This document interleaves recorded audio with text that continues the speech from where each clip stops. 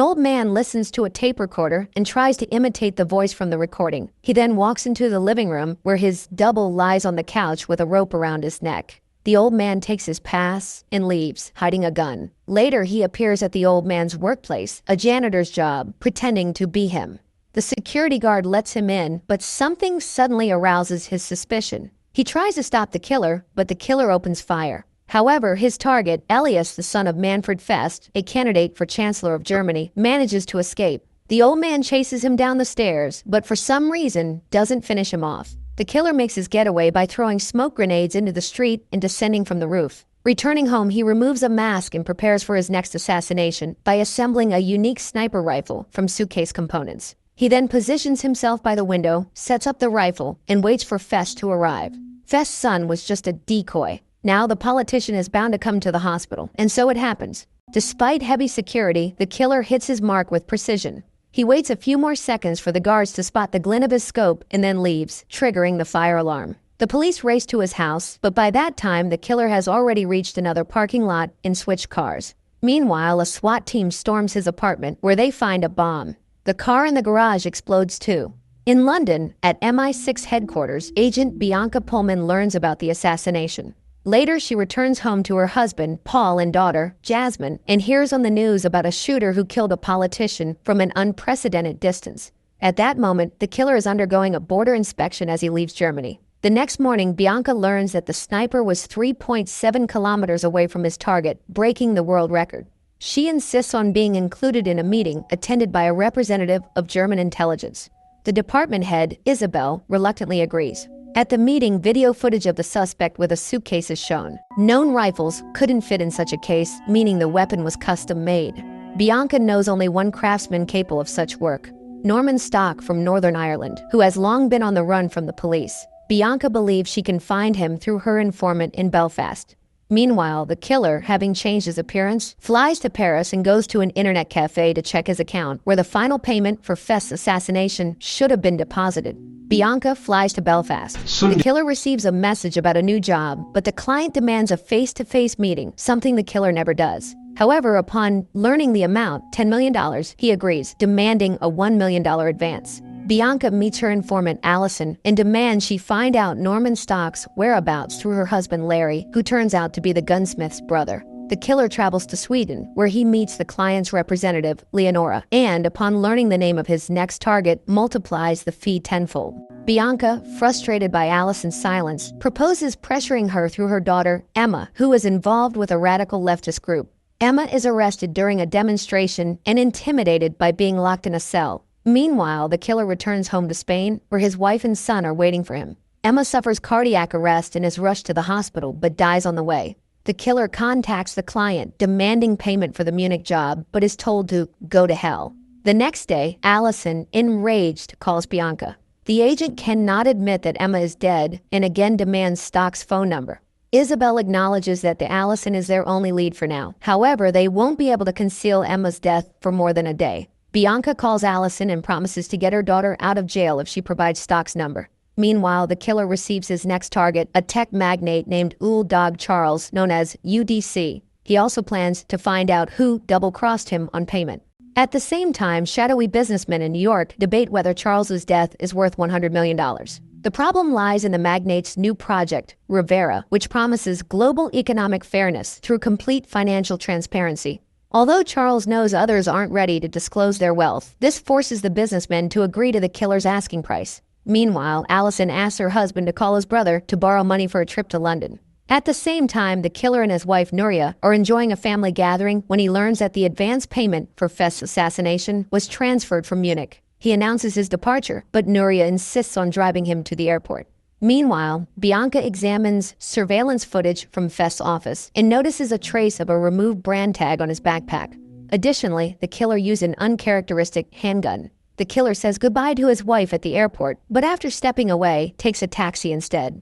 He heads to a bank where he keeps numerous passports under different names and stashed cash. On his way back, however, the taxi drives past Nuria and she recognizes her husband. Allison again asks her husband to call Stock, and he admits that he already did, but Stock was unreachable. Meanwhile, Bianca identifies the brand logo removed from the killer's bag and concludes that he is British, possibly a former soldier. The killer then receives a call from his clients confirming the $100 million payment, but they again demand a face-to-face meeting. Allison manages to photograph Stock's phone number on her husband's phone and sends it to Bianca. Bianca discovers that Stock is in Belarus and heads there. Meanwhile, Leonore meets with the killer and he agrees to eliminate the magnate. When asked for a code name, he asks to be called the Jackal. Later, he visits a bank and discovers that the withheld payment was made from the corporate account of a large company. Meanwhile, Bianca and her team arrive at the house they're targeting, but Stock was expecting them. As the agents storm inside, explosions erupt, killing her teammates while Stock escapes. However, Bianca finds the suitcase that the Jackal used in the forest. The Jackal, meanwhile, tracks down his client, Elias Fest, the very man he spared in Munich. Allison receives news about Emma and together with her husband heads to London. Bianca demonstrates the sniper's modular rifle to her superiors. Isabel decides to continue the operation. Bianca calls Allison and requests a meeting. Meanwhile, the Jackal infiltrates one of Elias's offices and tricks a specialist into installing remote access software on a computer. At the same time, Elias begins rehabilitation training, determined to walk again after his injury, as his father's funeral is fast approaching. The Jackal, gaining access to the company's files, uncovers the identity of Elias's driver.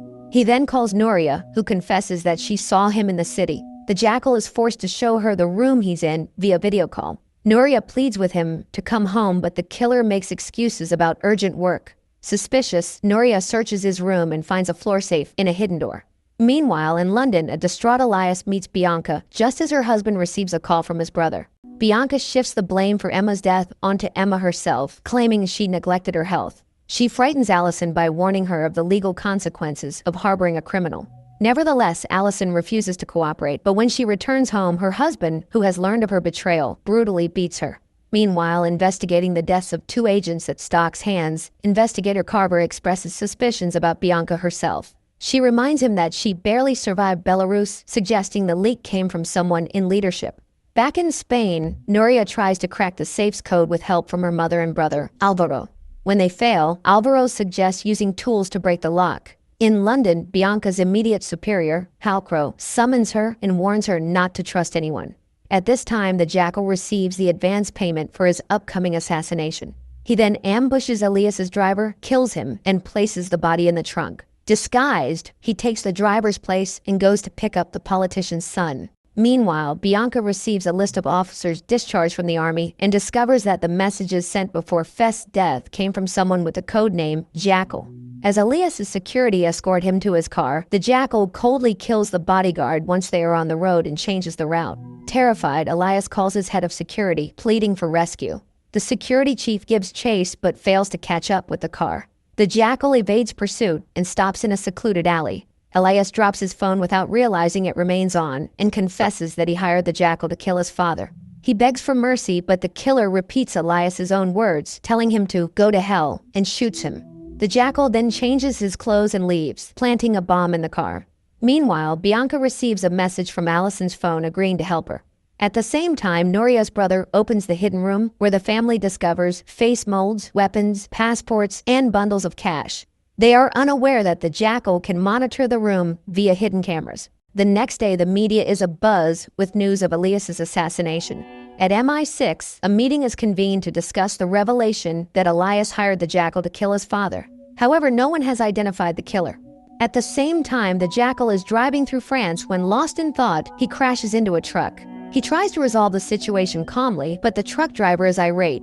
Matters escalate when nearby police arrive. A police officer attempts to inspect the Jackal's car, only to pay with his life. The Jackal shoots the officer and then the truck driver, staging the scene as a shootout between the two before fleeing.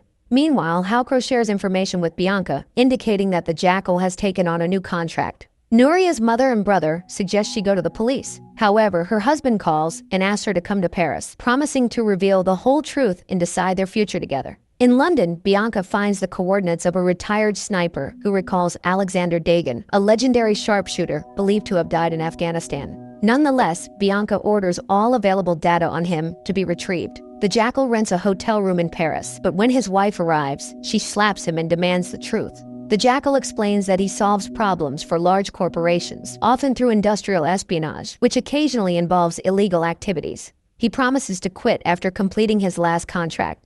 Meanwhile, his clients in New York learn of Elias's assassination and decide to keep the killer on a short leash. In London, it is revealed that Larry killed Allison and sent messages to Bianca, pretending to be her. Bianca meets with Larry, but he attacks her. She escapes and runs onto a crowded bridge, forcing Larry to stop his pursuit and follow her at a distance. Bianca calls for backup, and Agent Vince rushes to her aid, but Larry manages to flee.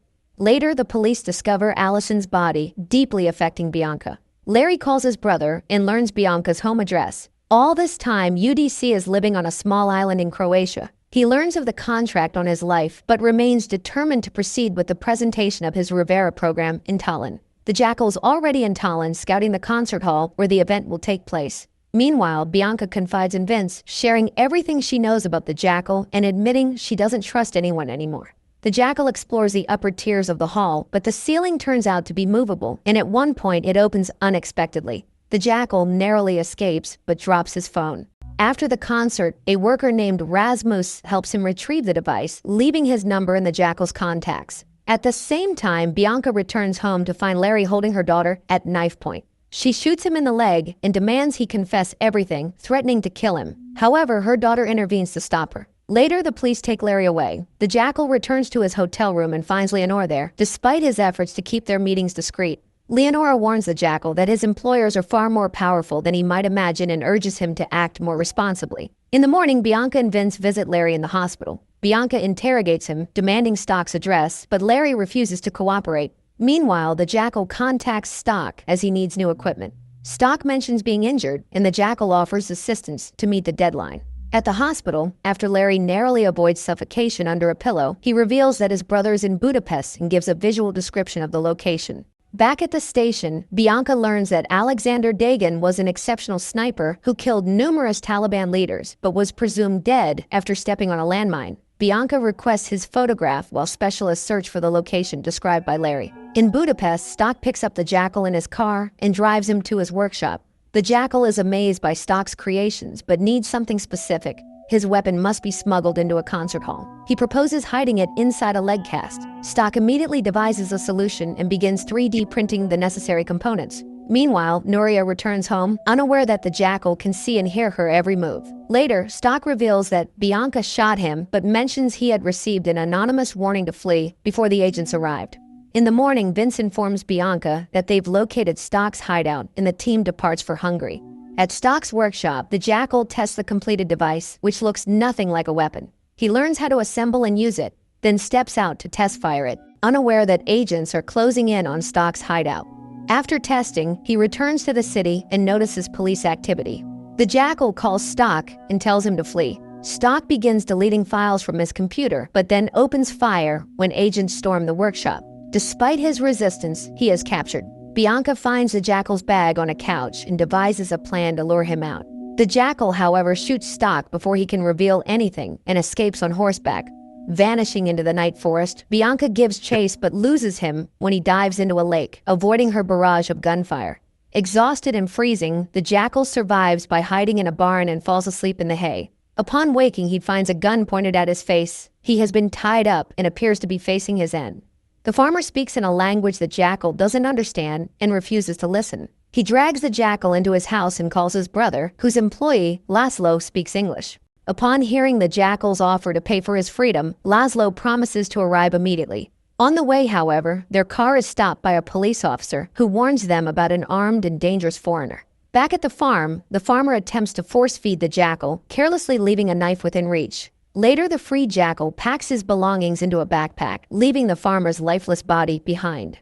As he steps into the yard and tries to start a car, Laszlo arrives. Entering the house and finding the dead farmer, Laszlo and his brother rush outside, only to be ambushed by the Jackal. He shoots the brother and orders Laszlo to drive him past police roadblocks.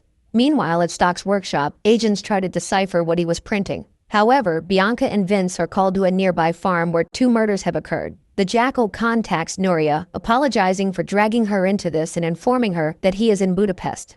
Nuria admits she knows about the hidden room, and the Jackal provides instructions on how she can assist him. At the farm, investigators find several fingerprints. Halcrow calls Bianca with a directive from Isabel to return to London immediately. Meanwhile, UDC remains on his island in Croatia, but is preparing to announce the launch of Rivera in the coming days, rehearsing his speech behind bulletproof glass. Laszlo drives the Jackal into Budapest, pleading desperately for his life. The Jackal, recalling the bloodshed and death he caused in Afghanistan during his military service, decides to spare him. After extracting a promise to stay silent, he lets Laszlo go and heads to an internet cafe to contact Leonora. Later, the Jackal meets Nuria at a rented apartment, confessing that he needed a disguise to escape Hungary. He assures her that everything was worth it. The Jackal completely changes his appearance and later shows up at the airport as a frail old man in a wheelchair. Nuria flies home while he boards a flight to Tallinn. Coincidentally, Bianca is also at the same airport. Isabel makes an important call and decides to redirect Bianca to Tallinn, where UDC's presentation will take place. When Bianca and Vince board the plane, they are seated directly in front of the Jackal. The flight lands without incident, and the Jackal arrives at his rented accommodation. However, as he removes his disguise, there is a knock at the door.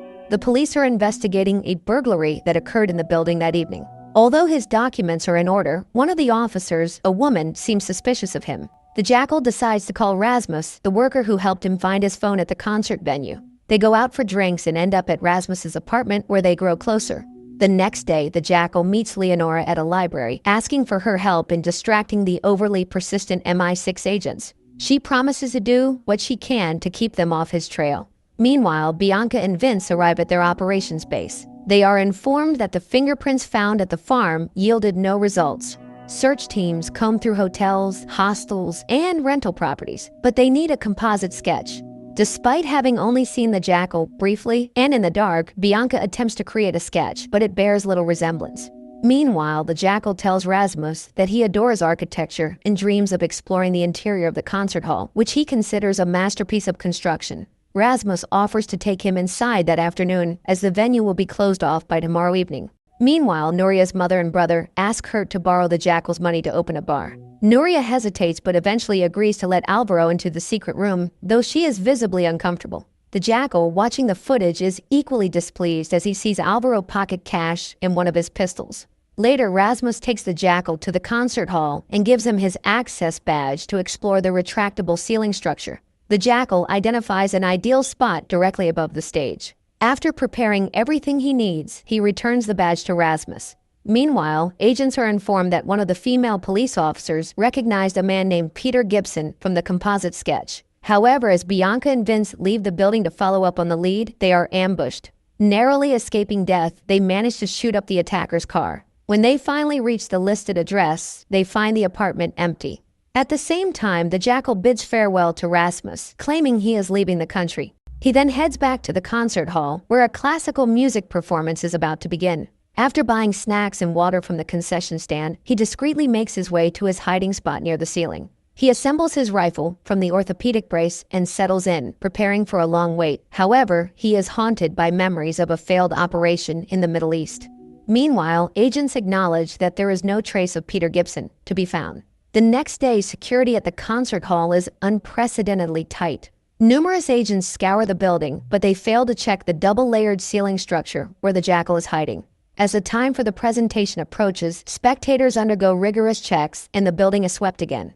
Bianca, directly below the Jackal, is visible to him through the grating. Finally, UDC arrives. When the presenter steps onto the stage, the Jackal emerges from his hiding spot. After taking out 2 security guards, he moves to his pre-selected sniper position. UDC steps onto the stage and begins his speech behind bulletproof glass. The Jackal lines up his shot. However, just as he fires, one of UDC's friends rushes onto the stage and pushes him to the floor, placing him out of the line of fire. The operation is a failure, and chaos erupts in the hall. The Jackal manages to escape amid the confusion. He walks away from the venue, only to be stopped by Rasmus, who is surprised to see him since he claimed he was leaving the country. The Jackal hugs Rasmus before snapping his neck. The scene shifts to Afghanistan in 2013, where the Jackal serves as a sniper. His spotter points out a target, but the Jackal insists it isn't the right person and is prepared to wait as long as necessary. In the present, the Jackal's clients are disappointed by his failure to kill UDC, especially since the magnate publicly announces that his project to expose shadow businesses, Rivera, will go forward at any cost. Leonora promises to address the situation. Meanwhile, agents discover the Jackal's hiding spot at the concert hall and marvel at his patience and precision. However, none of the audience images match the composite sketch. They also learn that Dagon's unit had the highest level of secrecy clearance. The story flashes back to Afghanistan. After 6 hours of waiting, the target finally arrives. Dagon eliminates him, and the unit retreats. Later at the base, the men celebrate their success with soda as Dagon marks a kill on his photo board. Sometime later, Dagon and his teammate Gary relax at a bar and encounter a Middle Eastern man. A drunken Gary laments the hardships of military service, prompting the man to propose solving their problem for generous compensation. In the present, Bianca delivers a presentation arguing that Dagon might still be alive and that the Jackal is in fact him. Isabel promises to obtain Dagon's unit records. However, the foreign minister insists on meeting with Bianca first. During the meeting, the minister pledges support for the investigation. In the past, Dagon and Gary begin taking private contracts to eliminate targets. It becomes easy money for them, as their skills and all expenses are covered by their clients, allowing them to live comfortably. The only obstacle is their military service. In the present, Alvaro sees a photo of the suspected killer on TV and shows it to Nuria. She calls her husband, who threatens her to silence her brother if she doesn't want trouble. Nuria realizes that her husband is a killer. The story flashes back to Afghanistan.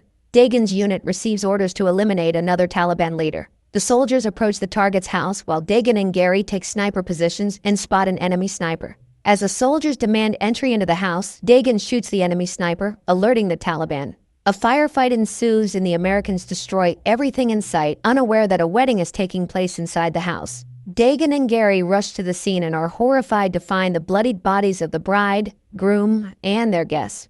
Dagon is deeply shaken by the carnage. The rest of the team decides to cover up the incident. Reporting that they are under RPG fire, they call in an airstrike, leveling the house. In the present, Bianca visits Larry in prison. He calls her vile names and, ignoring her apologies, pulls out a hidden knife and slits his own throat. Bianca is shaken, but Vince consoles her and informs her that Dagon's file is waiting in the conference room. Upon reviewing the available documents, agents learn that Alexander Dagon served honorably, received awards, and was reported dead alongside his unit in an explosion. Bianca, however, remains skeptical. The story flashes back to Afghanistan. While en route to a mission, one of the soldiers notices a suspicious hill ahead. Dagon volunteers to investigate and takes Gary with him. Upon inspecting the hill, Dagon finds a child's bicycle. The soldiers relax, but at that moment, a powerful explosion destroys both jeeps. It turns out that Dagon planted the bombs himself, intending to end his military career. In the present, on UDC's island in Croatia, every boat arriving and departing is under surveillance. The Jackal observes the tight security measures. Leonora arrives, reminding him that they only have 48 hours left. The Jackal assures her he will complete the job. Bianca continues investigating Dagon's unit and finds his former commander, Captain Mike Baldwin, who is dying of cancer in a hospital. Baldwin recalls Alexander's partner, Gary Cobb, who might be a critical lead. The agent reports the lead to Isabel, but she announces the closure of the investigation, claiming that they have no substantial evidence. Bianca tries to find Halcro, only to learn he is being interrogated as part of the mole hunt case. Meanwhile, the Jackal returns home, but Nuria doesn't greet him. Instead, she watches through the baby monitor as he reunites with their son, assuring herself of his sincerity about his love for the family. After he puts the baby to bed, she confronts him and demands the truth. He admits he is a professional assassin and says that now that everything is out in the open, they can have an honest conversation. The Jackal confesses that he has one last job to complete, after which he will quit for good. Meanwhile, Bianca finds Halcro, but he advises her to calm down and forget about the Jackal. The Jackal discusses their future life with Nuria and asks her to give him one more day. Later, Alvaro arrives. He reveals his plan to introduce the Jackal to a Cuban gangster, Tejero, hoping to establish a business partnership. Terrified and distressed by the news, Nuria tells her husband, who promises to fix everything. The Jackal then calmly talks to Alvaro and agrees to meet Tejero. At the same time, members of UDC's corporate board urge him to delay the launch of Ribera. When he refuses, they announce a collective resignation. But even this doesn't sway the magnate's determination to discuss corruption in the leadership of two countries. He admits he is powerless against UDC and that their only hope now lies with the Jackal. The Jackal rents a boat, ostensibly for fishing, and kills Tejero from the sea, just as Alvaro is telling the gangster about his brother-in-law's immense wealth. The next morning, Bianca reads the news about the strange murder of a gangster in Spain. The Jackal hires another boat, claiming he is going to an island where a rare seabird nests, a bird he has allegedly been hunting for years. However, he asks the boat owner to stop in open water. When the owner starts asking questions, the Jackal kills him and assembles a unique device designed by Stock, allowing him to shoot accurately from a rocking boat. Meanwhile, UDC decides to stay in bed and skip his swim for the day. However, his partner persuades him not to break his routine. The security team notices the boat but keeps watch from a distance as it is beyond firing range. UDC begins swimming, accompanied by a bodyguard. A wave disrupts the Jackal's shot. The head of security sends a jet ski to investigate the boat. The Jackal kills the rider and destroys a drone monitoring the area. Realizing something is wrong, the guards shout at UDC to return, but he doesn't hear the warnings. The bodyguard dives underwater, trying to signal the danger to UDC, but UDC resists and surfaces, just in time to witness his companion's death by bullet. Understanding the threat, UDC dives, but a lack of air forces him to briefly surface, which costs him his life. After the shot, the Jackal quickly steers the boat away from the area. The next morning, Nuria hears the news of UDC's death. Meanwhile, the Jackal is fleeing authorities, who have launched a manhunt for him. The assassin is forced to ram a police vehicle, attempting to stop him, triggering a high-speed chase through the city. At the same time, UDC's board of directors announces that the launch of Rivera is postponed indefinitely. The Jackal's clients decide it's time to tie up loose ends. Bianca reports to Isabel that UDC's murder from a boat resembles Tejero's assassination, as both were carried out from long distances. Isabel dismisses the connection and refuses to consider Bianca's proposal. In frustration, Bianca announces her resignation. Shortly afterward, the minister visits Isabel, expressing concern that Bianca might become uncontrollable. He proposes sending her after the Jackal with orders to eliminate him, after which they will deal with her. Meanwhile, the Jackal escapes the police but gets into a car accident. Seeing the crash, a truck driver stops nearby. He helps the Jackal out of his wrecked car, but the assassin pulls a gun on him, steals his truck, and drives away from the scene. Later, the Jackal sets the truck on fire and pushes it off a cliff in a remote area. He then approaches an elderly couple camping nearby and asks for a ride to the hospital. The kind couple, moved by the seemingly charming young man, agrees to help. Meanwhile, Isabel visits Bianca at her home, trying to persuade the agent to return to work.